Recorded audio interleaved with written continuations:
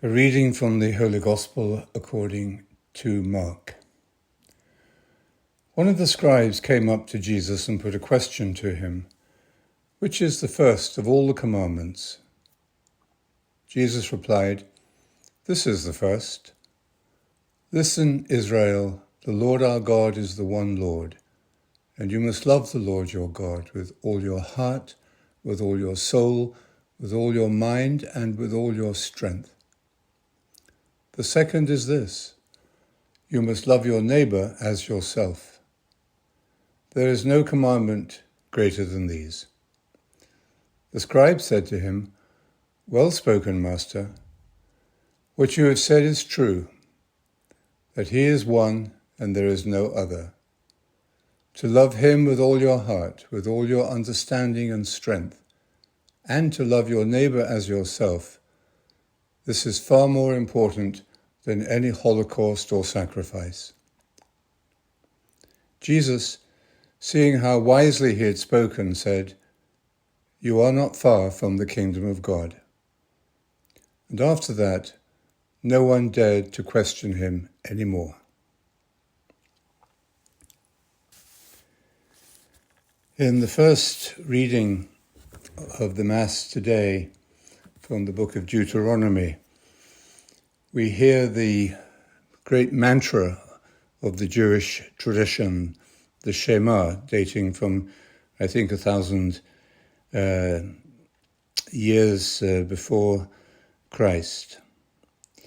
And it is a declaration of the unity of God and of the unique relationship between God and the Jewish people, and indeed the unique relationship of the one God with all humanity. "Listen, Israel, the Lord our God is one Lord. You shall love the Lord your God with all your heart, with all your soul, with all your strength. Let the words I urge on you today be written in your heart." Moses was continually having to encourage and remind the people. And we all need continuous encouragement, and we need to be reminded of our priorities. And the priority is easily overlooked or is easily buried in the sweep of time and the deluge of our activities. We need to meditate twice a day for that very reason. But this is the central instruction of this tradition that we have inherited and that we are part of and that is flowing on. It declares a unique relationship, not exclusive in the sense of possessing. The possessive, exclusive relationship with any other person can lead to jealousy and control and unhealthy relationships. It is exclusive only in the sense, for the Jewish people, that it excluded false gods, all the many illusions and distractions that we in our time are only too familiar with. The danger of monotheism, believing that there is one God, is that we think that that exclusiveness is a kind of possessiveness as well. It's more like monogamy. The commitment to monogamy, to a unique and sacred relationship of trust and faith, that is not exclusive in the sense that it leads to possessiveness or control. And this is why this mantra of the Jewish tradition is so powerfully presented as something that needs to be interiorized. It needs not just to be thought about, but it has to lead to a change of mind and heart within us. And so the constant repetition of this mantra is recommended, advised, and urged.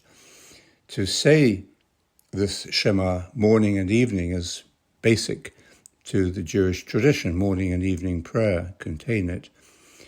And the Bible goes further, that this mantra should be instructed or inculcated in your children by reciting it to them and encouraging them to say it interiorly while at home and away, when laying down and when getting up. Very similar to what John Cassian says about allowing the mantra to root itself in the heart and to accompany us throughout the day, keeping us in touch with the continuous reality and of that dimension of the Spirit, which is continuous prayer.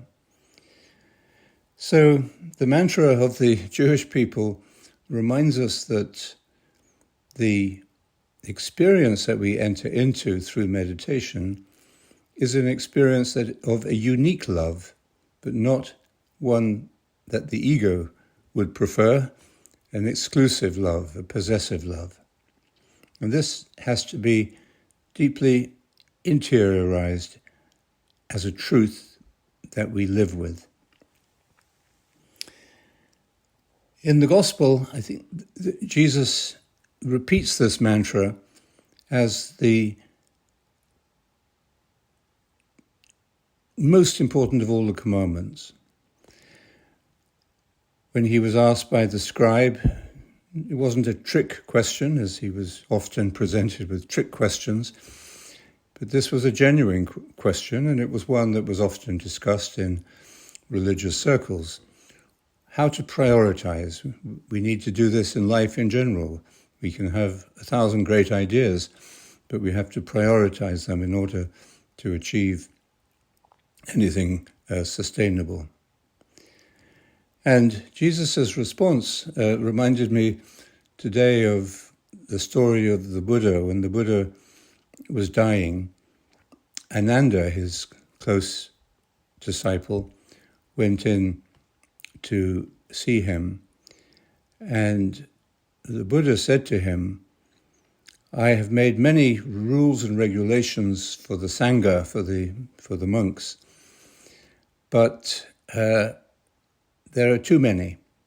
So you can suspend or you can delete the minor ones and concentrate on the important ones."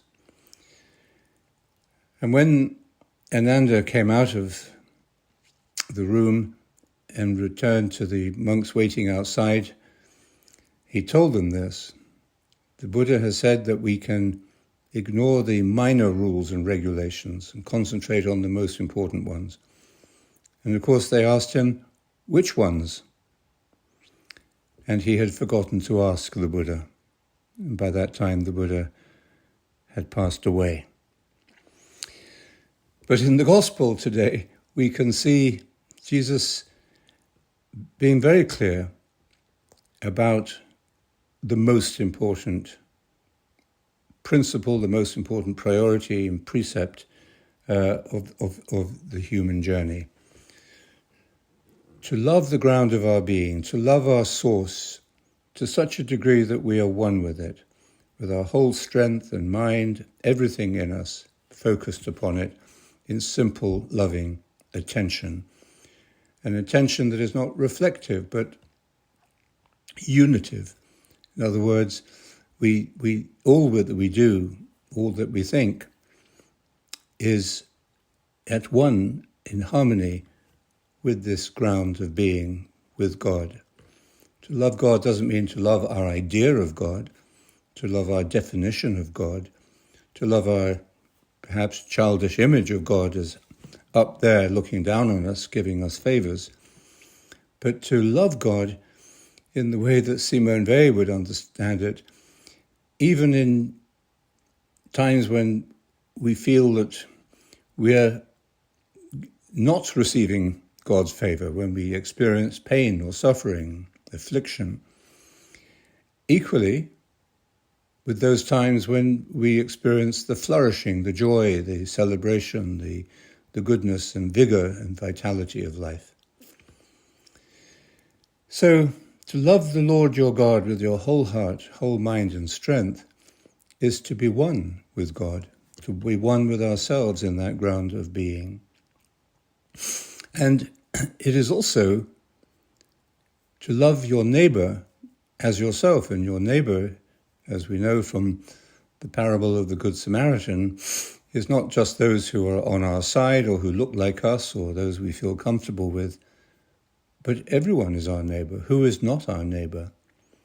If we understand this experience of unity with God, we realize that we exist in a universe of implicate order, of everything connected, everything depending and interdependent. And therefore, our relationship with each other, any other person, those we are in conflict with, those we have just met, those who have no usefulness to us, but our relationship with every other human being, and indeed with the whole of creation, is one and the same as our relationship with God. We cannot love God without loving our neighbor. We cannot love our neighbor without loving God, even if this isn't explicit. It is factual, it is real. And so these readings today, I think, point us to something that our meditation is focused on. And we need to be reminded, we need to be encouraged to maintain that practice in our daily lives so that this wisdom and this liberation of our minds and hearts, our behavior, our responses to situations, everything that makes up the woof and warp of our life, the fabric of our life, the daily